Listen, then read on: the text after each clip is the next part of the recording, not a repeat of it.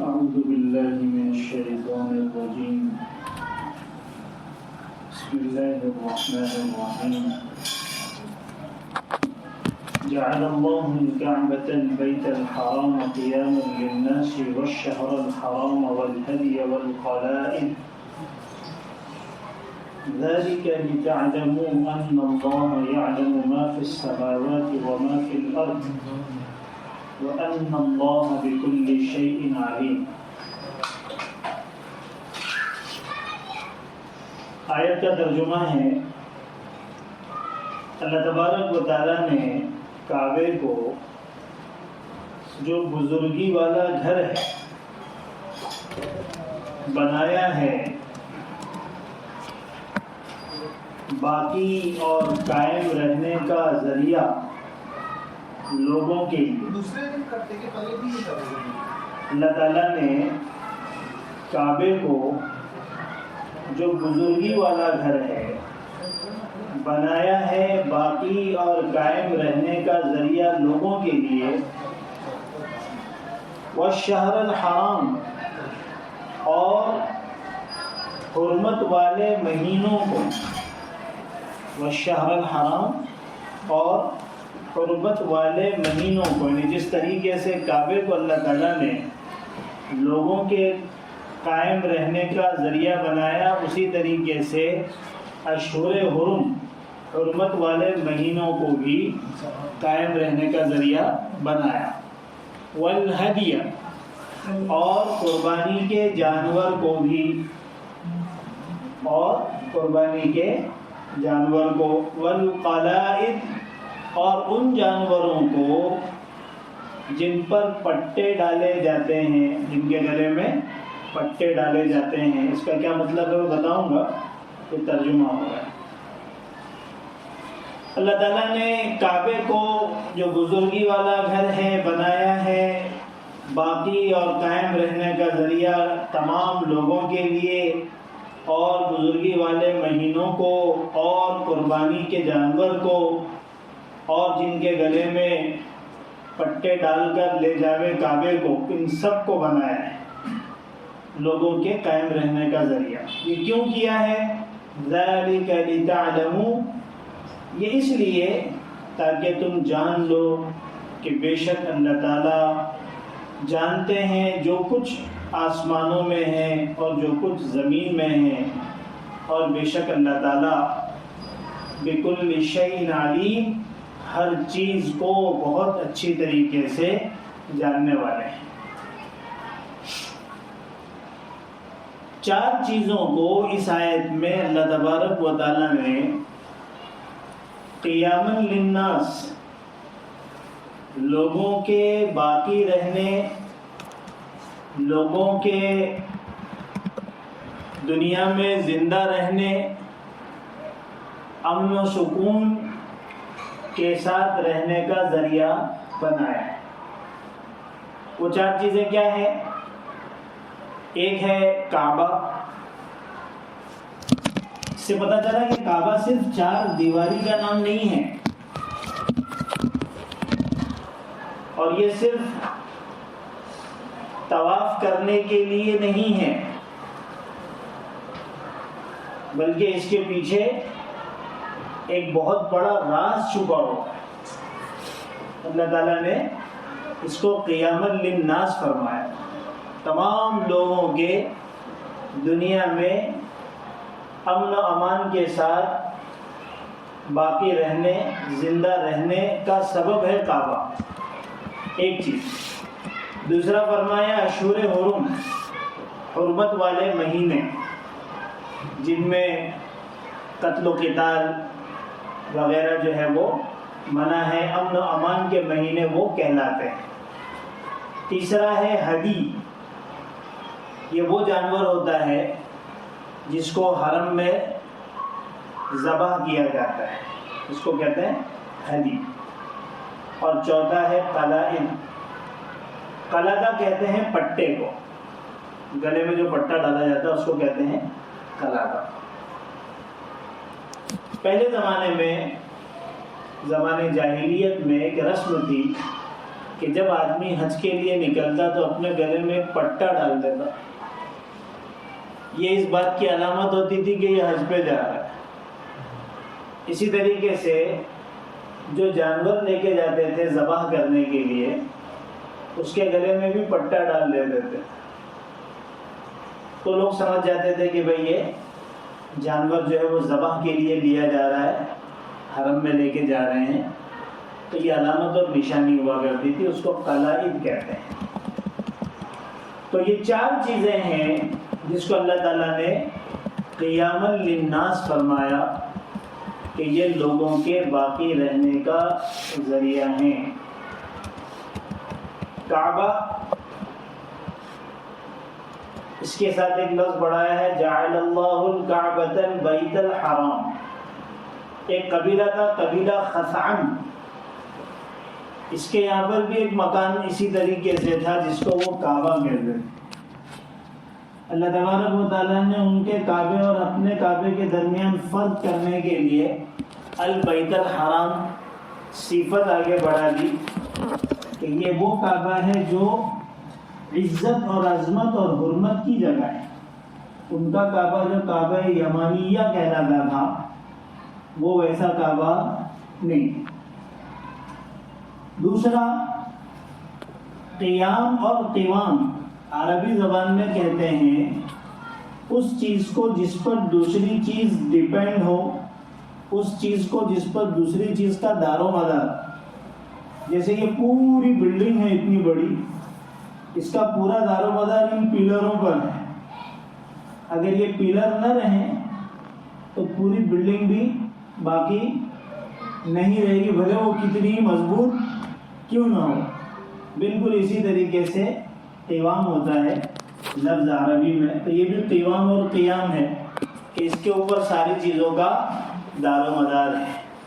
تو کعبۃ اللہ اور کعبۃ اللہ کے متعلقات جو 3 چیزیں بیان کی گئی، حرمت والے مہینے، حدی اور قلائد، یہ چاروں چیزیں پوری دنیا کے انسانوں کے لیے قوام اور قیام ہیں، یعنی پیلر کی طرح ہیں. جس طرح سے پیلر اگر ہٹا دیے جائے تو پوری بلڈنگ دھنس جائے گی، اسی طریقے سے یہ چاروں کی حرمت اگر باقی نہ رہے اور ان کی طرف توجہ کر کے نماز پڑھنا چھوڑ دیا جائے اور کعبۃ اللہ کی طرف جو ہے کعبۃ اللہ کا جو ہے طواف چھوڑ دیا جائے تو پھر دنیا میں لوگوں کا باقی رہنا بھی مشکل ہو جائے گا. اللہ تعالیٰ سب کو عذاب دے کے ختم کر دے. اتنی اہم چیز ہے، تو اس لیے اس کو قیام کہتے ہیں. اب یہ جو فرمایا کہ اللہ تعالیٰ نے ان چاروں چیزوں کو للناس لوگوں کے لیے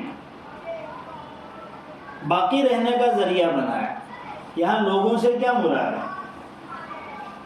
یہاں لوگوں سے مراد ہے دنیا میں بسنے والے تمام لوگ، عام طور اور خاص طور پر عرب اور مکہ والے، خاص طور پر عرب اور مکہ والے، کہ ان کے لیے اللہ تبارک و تعالیٰ نے خاص طور پر، اور تمام انسان جو دنیا میں بستے ہیں ان سب کے لیے اللہ تبارک و تعالیٰ نے عام طور پر ان چاروں چیزوں کو اور خاص طور پر ان میں کعبۃ اللہ کو، کیونکہ ان تینوں چیزوں میں بھی جو حرمت اور عظمت آئی ہے وہ کعبۃ اللہ کی وجہ سے ہی آئی ہے.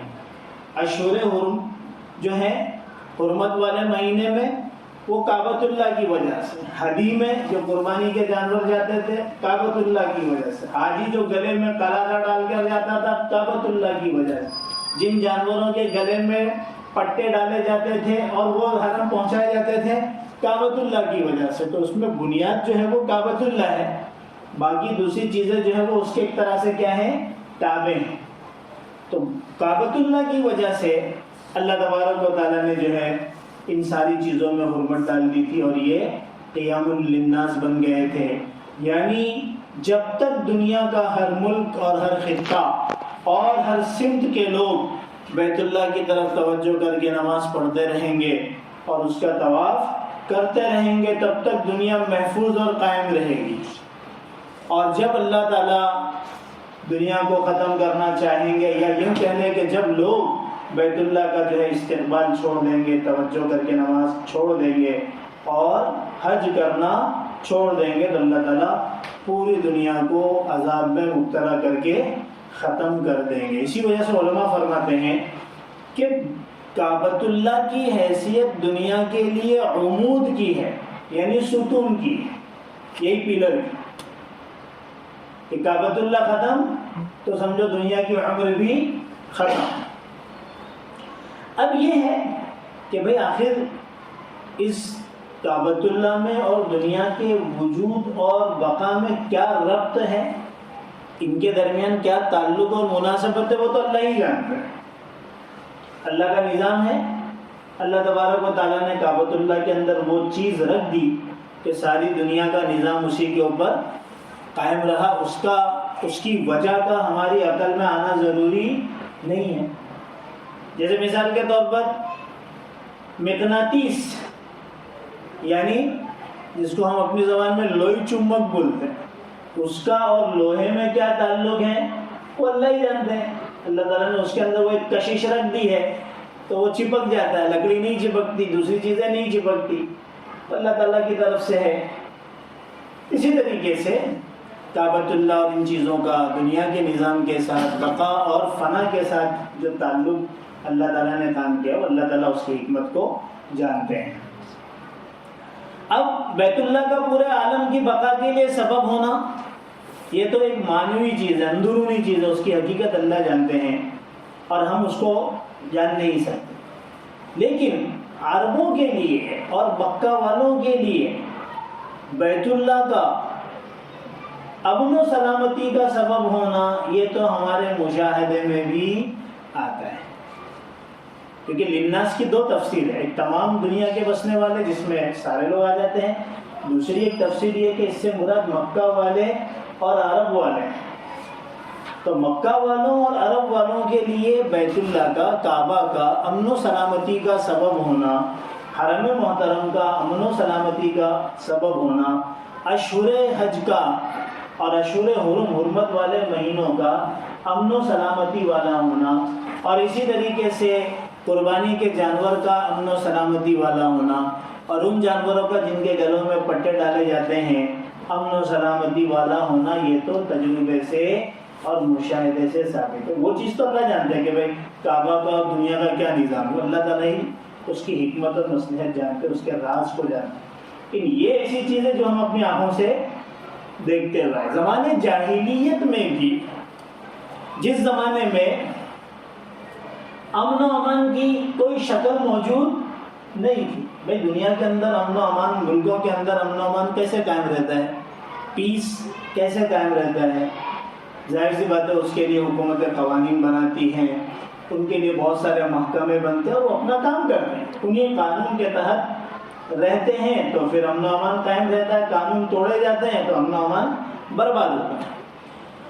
لیکن عرب میں حضور اکرم صلی اللہ علیہ وسلم اور قرآن کے آنے سے پہلے کوئی امن و امان اور کوئی قانون تھا ہی نہیں، کسی کی حکومت ہی نہیں تھی، قبائل کا نظام تھا، کوئی مستقل سیاسی نظام تو موجود تھا ہی نہیں، تو وہاں پر امن و سلامتی کا کوئی مسئلہ ہی، اسی وجہ سے وہاں پر جنگیں ہوتی تھی، لڑائیاں ہوتی تھی، قبیلے ایک دوسرے کے مقابلے میں ہمیشہ دست و گریباں رہا کرتے تھے، جہاں موقع ملا ایک قبیلے نے دوسرے کے اوپر حملہ کر دیا، اس کے مال اور عزت کو لوٹ لیا، اس طرح کا ماحول تھا۔ ایسے ماحول میں اللہ تبارک و تعالیٰ نے کعبۃ اللہ کو مکہ والوں کے لیے اور پھر اس کے بعد سارے عرب کے لیے دنیا کے قوانین کے بدلے میں ایک چیز قرار دیا کہ اس کعبۃ اللہ کی، بیت اللہ کی، ان کے دلوں میں ایسی عظمت پیدا کر دی کہ جس کی وجہ سے وہ کعبۃ اللہ کے پاس حرم محترم میں کسی کو تکلیف نہیں دیتے تھے، کسی کو قتل نہیں کرتے۔ یہ دل میں اللہ نے ان کی طرف بٹھا دیا، کیونکہ دنیا کا کوئی قانون تو وہاں چلتا ہی نہیں تھا، تو اللہ تعالیٰ نے کعبۃ اللہ کی عظمت ان کے دل میں بٹھائی، جس کا نتیجہ کیا تھا کہ اپنے باپ کا قاتل، جبکہ ان لوگوں کے سر پر اور آنکھوں میں ہمیشہ خون سوار رہتا تھا، باپ کا قاتل ہے اور اگر کعبۃ اللہ کے پاس مل گیا تو اس کو دیکھتے بھی نہیں تھے، وہ ہاتھ اٹھانا تو بہت دور کی بات، اس کو قتل کرنے کے بارے میں سوچنا تو بہت دور کی۔ کیوں؟ کیونکہ ان کے دل میں کعبہ کی عظمت بٹھا دی گئی، اس کے احترام کی وجہ سے وہ اس کو ٹچ بھی نہیں کر، امن ہو گیا۔ کعبۃ اللہ اور کعبۃ اللہ کے اطراف جو حرم کی حدود ہیں، وہ پورا حرم محترم یہ خود ہی امن کا ذریعہ بنا دیا گیا۔ ایک شخص حج اور عمرے کی نیت سے نکلا اور اس کے اوپر حج کا احرام یا حج کی کوئی دوسری نشانی موجود ہے، یا وہ اپنے ساتھ جو ہے وہ ہدی کا جانور لے کے چل رہا ہے۔ دیکھیے، یہ جو ہم جاتے ہیں اور تمتع کرتے ہیں یا قران کرتے ہیں تو ہمیں ایک جانور جو ہے وہ ذبح کرنا پڑتا ہے، جس کو دم شکر کہتے ہیں۔ یہ جو دم شکر ہے یہ دو طریقے سے لے جایا جاتا ہے۔ ایک تو اپنے وطن سے ہی آدمی جانور لے کے چلتا ہے۔ اس زمانے میں جو لوگ عام طور پر جاتے تھے، اطراف کی اور جو لوگ جاتے تھے، تو وہ اپنے ساتھ ذبح کے لیے جانور، جو تمتع اور قران کا جو جانور دم شکر ذبح کرنا، وہ اپنے ساتھ لے کے جاتے ہیں۔ اس کو کہتے تھے ہدی کا جانور۔ اور اب چونکہ ہم لوگ یہاں سے جاتے تو وہ جانور لے جانے کی تو کوئی شکل بچی نہیں ہے، تو شوق ہدی والی اب شکل بچی، اب انسان وہیں جاتا اور پھر وہیں سے خرید کے ذبح کر دے۔ تو یہ جو جانور لے کے جاتے تھے وہاں ذبح کرنے، یہ دیکھ کر یا اپنے دشمن کو دیکھ کر کہ یہ تو احرام کی حالت میں ہے اور یہ حج کرنے جا رہا ہے یا عمرہ کرنے جا رہا ہے، اس وجہ سے بھی وہ لوگ اس کو کوئی تکلیف دیتے نہیں، صرف اس کے احترام۔ اللہ تعالیٰ نے کعبۃ اللہ کی عظمت ان کے دلوں میں ایسی بٹھا دی۔ چنانچہ آپ کو صلح حدیبیہ کا واقعہ معلوم ہوگا، اللہ کے رسول اپنے صحابہ کے ساتھ چلے احرام باندھ کر مقام حدیبیہ پر، مکہ کے قریش مکہ نے اور مکہ والوں نے روک لیا، آگے جانے نہیں دیا۔ اللہ کے رسول صلی اللہ علیہ وسلم نے حضرت عثمان اور کچھ ساتھیوں کو بھیجا کہ جاؤ ان لوگوں سے بات کرو، سمجھاؤ ان کو کہ بھائی ہم تو احرام باندھ کے آئے، ہم کو جنگ کرنے تو آئے نہیں ہیں، اور زمانے جاہلیت میں بھی اس چیز کا احترام کیا جاتا تھا کہ کوئی احرام باندھ کے آئے تو ٹچ نہیں کرتے تھے، تم ہم کو روک دی ہو، جانے دو ہم کو۔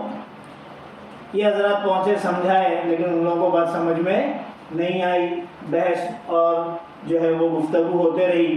اس کے بعد ان لوگوں نے جو ہے کچھ لوگوں کو حضور اکرم صلی اللہ علیہ وسلم سے بات کرنے کے لیے حدیبیہ کے مقام پر بھیجا۔ جن صاحب کو ذمہ دار بنا کر بھیجا تھا، حضور اکرم صلی اللہ علیہ وسلم نے جب ان کو دیکھا تو فرمایا کہ اس شخص کے، حالانکہ مشرک تھے، اس شخص کے دل میں حرم کا اور کعبۃ اللہ کا احترام اور عظمت بھری ہوئی ہے۔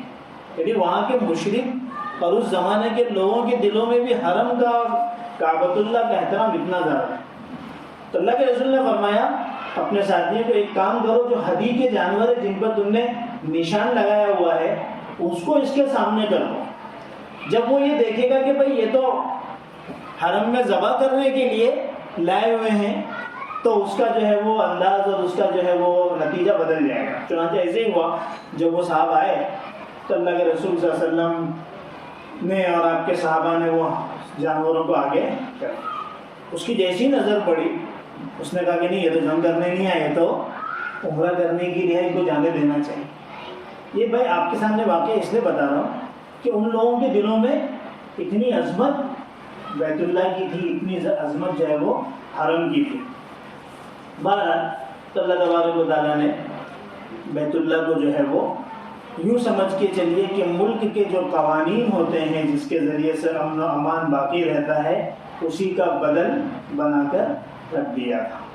تو ایک چیز تو فرمائی کعبۃ اللہ، دوسرا فرمایا اشہر حرم، یعنی وہ مہینے جو حرمت والے ہیں، عزت والے مہینے۔ تیسری چیز ہدی، وہ بھی میں نے بتا دیا، جو جانور کو قربانی کے لیے حرم شریف میں لے جاتے ہیں، قلائد بھی بتا دیا۔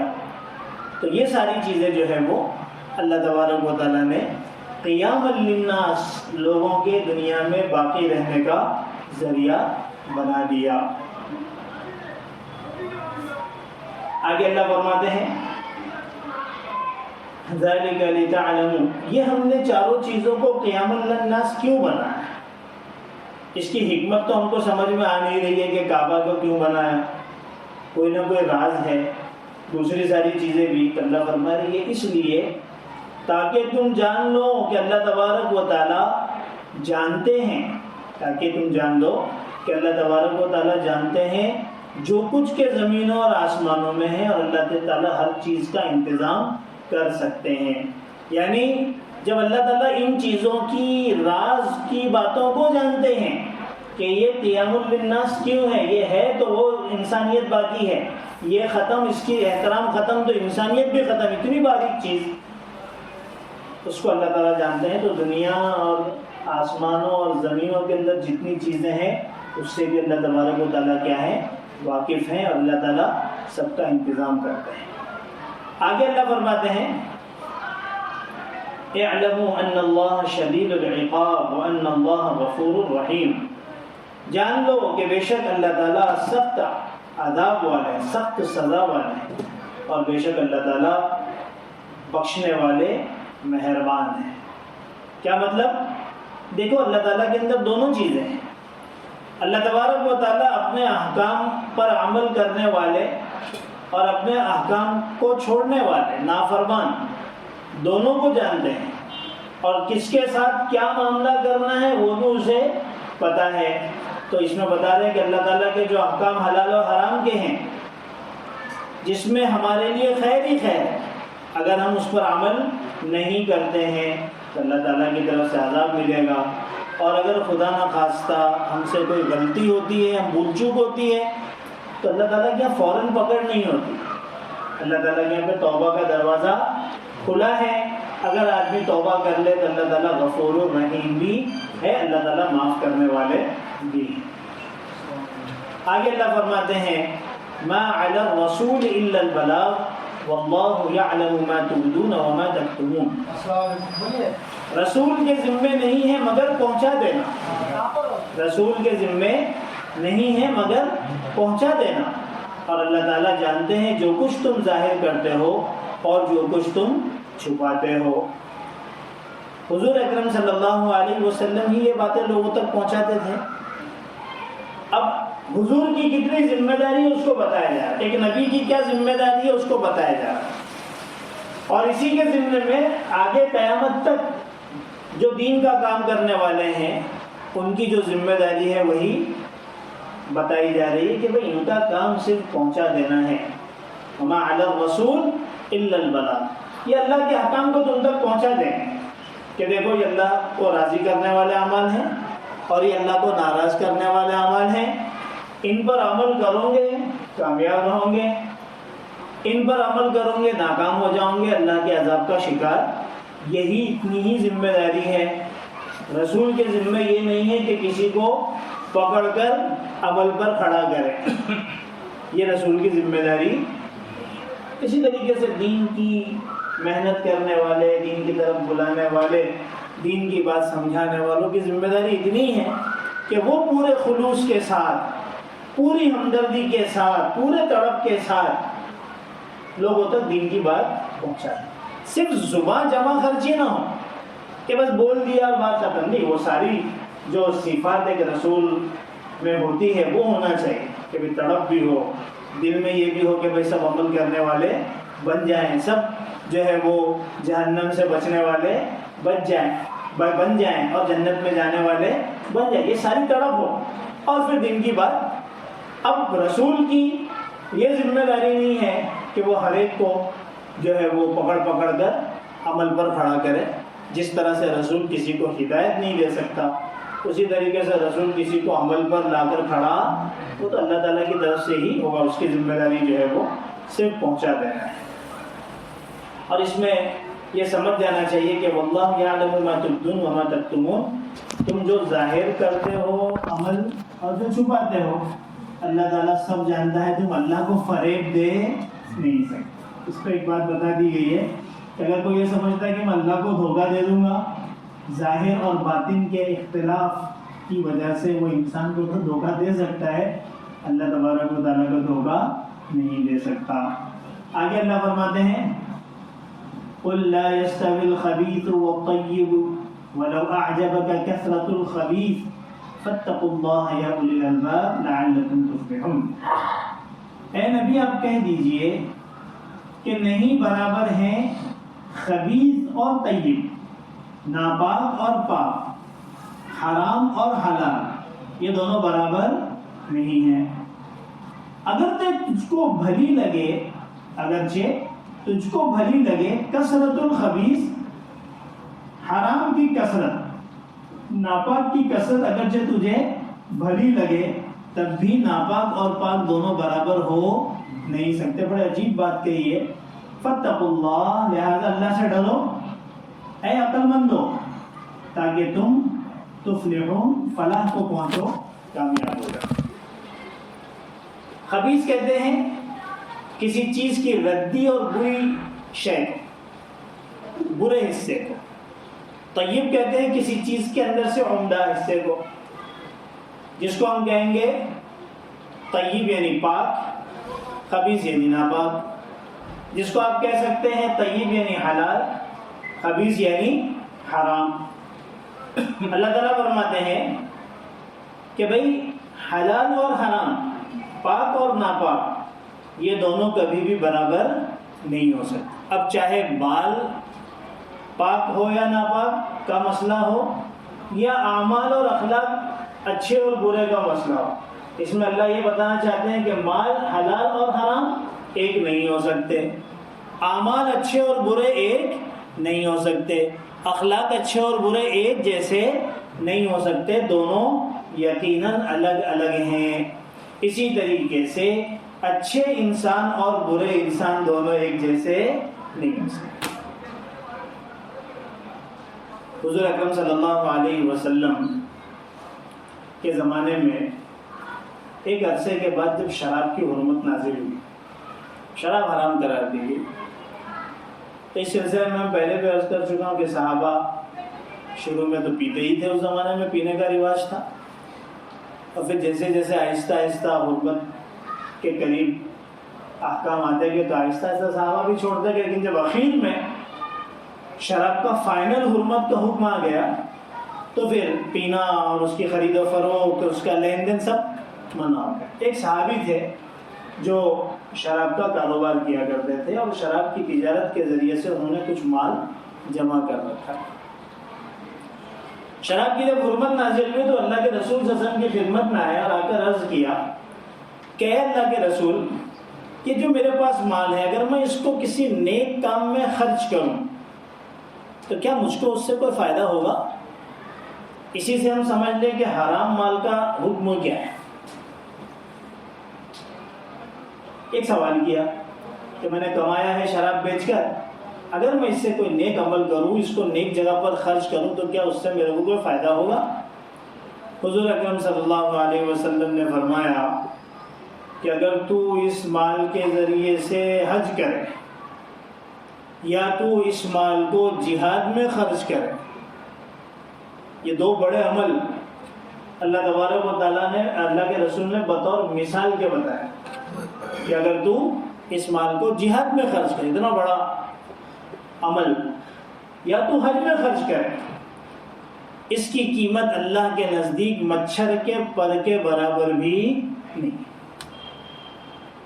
اس لیے کہ اللہ تعالیٰ خود پاک ہیں اور پاک کے علاوہ کسی چیز کو قبول نہیں کرتے۔ ان اللہ طیب لا يقبل الا الطیب، اللہ خود پاک ہیں اور پاک ہی چیز کو قبول فرماتے ہیں۔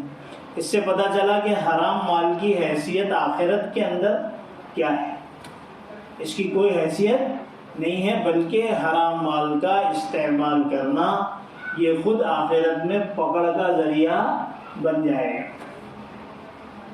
دنیا کے اندر بھی اگر آپ چیزوں کے انجام کے اعتبار سے سوچیں کہ جہاں پر حرام مال کا استعمال ہوتا ہے، جہاں پر حرام مال کا استعمال ہوتا ہے، اس حرام مال کے ذریعے سے آدمی کو انجام کا نقصان ہی اٹھانا پڑتا ہے۔ آپ کو اگر سکون چاہیے حلال میں ملے گا، آپ کو اگر برکت چاہیے حلال میں ملے گی، حرام کے ذریعے نہ برکت حاصل ہوگی نہ سکون حاصل ہوگا، انجام ہمیشہ حرام کا برا ہوتا ہے۔ حضرت عمر ابن عبدالعزیز رحمۃ اللہ علیہ جو تابعین میں سے ہیں اور خلفائے راشدین میں ان کا شمار ہوتا ہے، جب ان کے ہاتھ میں حکومت آئی تو ان سے پہلے جو خلفاء گزرے تھے، چونکہ انہوں نے لوگوں سے خوب ظالمانہ طور پر ٹیکس لے لے کر خزانے بھرے تھے، حضرت عمر ابن عبدالعزیز نے حکم دیا کہ سارے لوگوں سے جن سے ظالمانہ طور پر ٹیکس لیا گیا ہے ان سب کو مال لوٹاؤ۔ چنانچہ ان سارے لوگوں کو مال لوٹایا گیا تو ظاہر سی بات ہے خزانے خالی ہو گئے، بیت المال خالی ہو گیا۔ تو کسی علاقے کے گورنر حضرت عمر ابن عبدالعزیز کے پاس جو ہے انہوں نے خط لکھا اور کہا کہ حضرت اس طرح تو پورا خزانہ ہمارا بیت المال کا ختم ہو گیا، اب ہماری یہ حکومت کا پورا نظام چلے گا کیسے؟ حکومت کا نظام کس طرح چلے گا؟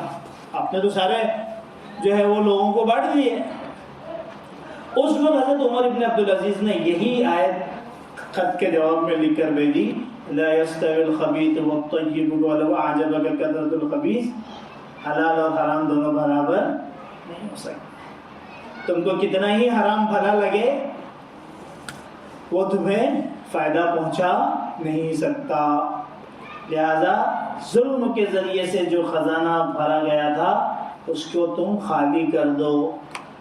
اللہ تبارک و تعالیٰ اسی خالی بیت المال کے ذریعے سے اپنے نظام کو چلائیں۔ آگے اللہ تعالیٰ نے کیا فرمایا تھا کہ حلال اور حرام دونوں نہیں برابر ہو سکتے، وَلَوْ أَعْجَبَكَ كَثْرَةُ الْخَبِيثِ، اگرچہ دیکھنے والوں کو خراب اور خبیث چیزوں کی کثرت مرعوب کر دیتی ہو۔ عام طور پر آپ دیکھیں گے کہ زیادہ تر ناپاک اور حرام چیزیں ہی دنیا میں نظر آئے گی، اور یہ ہمیشہ سے اللہ کا نظام رہا ہے۔ ایمان کے مقابلے میں کفر، مسلمانوں کے مقابلے میں کافر، تقوی کے مقابلے میں فسق و فجور، ہدایت کے مقابلے میں گمراہی، حلال کے مقابلے میں حرام، اسی کی کثرت ہے۔ بعض لوگوں کو اس کی وجہ سے دھوکہ لگ جاتا ہے اور وہ کیا کہتے ہیں کہ اتنے سارے لوگ یہ کام کر رہے ہیں، اگر غلط ہوتا تھوڑی کرتے ہیں۔ یہ بہت بڑی دلیل مانی جاتی ہے، خاص کر جب سے سیکولرزم والا دماغ بنا ہے، ہم سیکولر، تو ہمارے دماغ میں بھی یہی آ گئی کہ سارے لوگ لون پر گھر لے رہے ہیں۔ بمبئی جیسے شہر میں کیسے گھر بنائیں گے؟ لون تو لینا ہی پڑے گا۔ 90% لوگ لون لے رہے ہیں۔ ارے بھائی یہ کوئی دلیل تھوڑی ہے۔ ایک صاحب کسی بڑے قہوہ خانے میں، شراب خانے میں گئے ہوں، تو ایک صاحب ان کے ساتھ اور بھی تھے، سارے ہی مست ہوں گے، اچھا بڑا قسم کا تھا، تو اس کو بولے کہ بھائی یہ تو کیا پی رہا ہے یہ سب؟ پڑھا لکھا تھا، پڑھے لکھے کی دلیلیں ہوتی ہے، باقی بیچارہ ان پڑھ تھوڑی زیادہ دلیل لے سکتا ہے۔ تو اس نے یہی کہا، بولے یہ اتنے سارے لوگ بیٹھے ہیں، سب پی رہے ہیں، اگر غلط ہوتا ہے تو یہ تھوڑی پیتے۔ یہ ہے وَلَوْ أَعْجَبَكَ كَثْرَةُ الْخَبِيثِ، سب رشوت کھا رہے ہیں، سب سود کھا رہے ہیں، سب اس طریقے سے یعنی جو شریعت کے خلاف غلط طریقے سے کاروبار کر رہے ہیں، اور سب اس طریقے سے زندگی گزار رہے ہیں۔ ویسٹرن کلچر ہر ایک کی زندگی میں آ گیا، تو اب لوگ کیا کہتے ہیں جب سبھی ایسے کر رہے ہیں تو غلط تھوڑی ہوگا۔ اللہ تعالیٰ یہی فرما رہے ہیں وَلَوْ أَعْجَبَكَ كَثْرَةُ الْخَبِيثِ، تجھے بھلے کتنا ہی بھلا لگے خبیث چیز اور ناپاک چیز اور حرام چیز کی کثرت، تو اس سے مرعوب مت ہونا، یہ تیرے کو کیا کر دے گی؟ ہلاک کر دے گی۔ اور حلال اور حرام دونوں کبھی بھی برابر نہیں ہو سکتے۔ اسی وجہ سے اسلام میں کثرت رائے اور قلت رائے کا کوئی اعتبار نہیں، بلکہ حضرت مولانا حسین احمد مدنی رحمۃ اللہ علیہ نے کسی جگہ لکھا، میں نے کسی ان کی کتاب میں پڑھا تھا کہ اکثر، اور قرآن میں بھی یہ چیز مینشن ہے کہ اکثر جس جگہ زیادہ لوگ ہوتے ہیں، اکثر جس جگہ زیادہ لوگ ہوتے ہیں وہ اکثر کم عقل اور بیوقوف قسم کے لوگ ہوتے ہیں۔ اور جہاں کم لوگ ہوتے ہیں، یعنی جس رائے کو کم لوگ دیتے ہیں، وہاں اکثر سمجھدار ہوتے ہیں. وَإِن تُطِعْ أَكْثَرَ مِنْ فِي الْأَرْضِ يُضِلُّوكَ عَنْ سَبِيلِ اللَّهِ. اللہ تعالیٰ فرماتے ہیں اے نبی، اگر زمین میں بسنے والے اکثر لوگوں کی تو اطاعت کرے گا تو وہ تجھ کو گمراہ کر دیں. تو اکثریت ہمیشہ جو ہے وہ ناپاکی کی طرف ہی، گناہوں کی طرف ہی اور گمراہی کی طرف ہی جاتی. ہاں بعض اوقات شریعت نے ہمیں اکثریت اور اقلیت میں اکثریت پر حکم لگانے کی اجازت دی ہے. اور وہ کون سی جگہ ہے؟ وہ فیصلہ کن موڑ کون سا ہوتا ہے کہ اکثریت پہ فیصلہ کرو؟ وہ ان حالات میں نہیں، ایک خاص حالت میں کہ جہاں پر کوئی جھگڑا ہو جائے اور اس کا فیصلہ کرنے والا صاحب اقتدار حاکم نہ ہو، صاحب اقتدار حاکم نہ ہو، تو ایسی جگہ پر جھگڑا ختم کرنے کے لیے عددی کثرت کو ترجیح دی جاتی ہے کہ بھائی جھگڑا ہے اور اس کو فیصلہ جو ہے وہ کثرت رائے و قلت رائے سے کر دیا ہے، تو بعض جگہ اس پر عمل ہوتا ہے، ورنہ اکثر جو ہے یہ چیز جو ہے وہ میزان بن نہیں سکتی اور اس کے ذریعے سے فیصلہ ہو نہیں سکتا. آگے اللہ کیا فرماتے ہیں؟ فاتقوا اللہ یا اولی الالباب لعلکم تفلحون. لہذا اے عقل مندو، اے عقل والو، اللہ سے ڈرو. اس میں کس طرف اشارہ ہے؟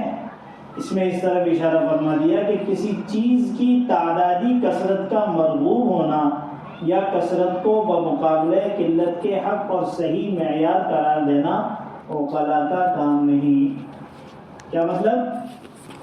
کہ آپ عقل مند بھی ہو اور آپ کثرت رائے پر فیصلہ کر رہے ہو، یا کسی جگہ پر لوگ زیادہ ہیں لہذا آپ نے اس کو صحیح ہونے کا معیار قرار دیا، یہ عقل مند کا کام نہیں ہے.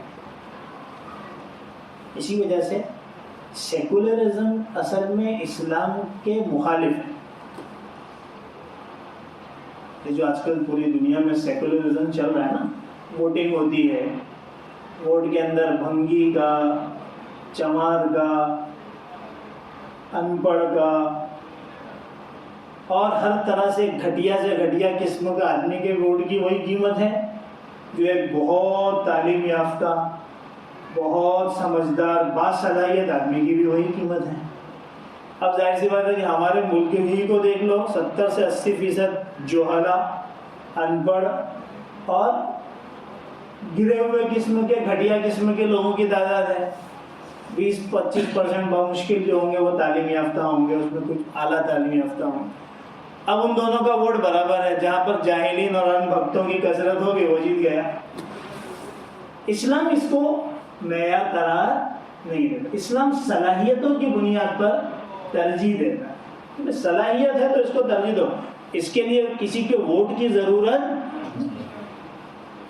اور یہی اصل بنیاد بھی ہونا چاہیے. تو سیکولرزم جو ہے، جمہوریت جس کو کہتے ہیں، در حقیقت وہ اسلام کے نظریے کے خلاف ہے. اسی کو اللہ نے فرمایا لا يستوي الخبيث والطيب ولو اعجبك كثرة الخبيث. ان بیوقوفوں کی کثرت سے تجھ کو جو ہے وہ بھٹکنا نہیں چاہیے، تجھے طیب اور اچھے لوگوں کا ہی انتخاب کرنا چاہیے. فاتقوا اللہ، اے عقل مندو، اے عقل والو، اللہ سے ڈرو. اور یہ ڈرنا اس لیے ہے اور اس حساب سے عمل اس لیے کرنا ہے تاکہ تم نجات پاؤ، کامیابی حاصل کرو. انشاءاللہ ابھی آئندہ ہفتے آگے پڑھیں گے. سبحان اللہ وبحمدہ، سبحان اللہ وبحمدہ، اشہد ان لا الہ الا انت، استغفرک.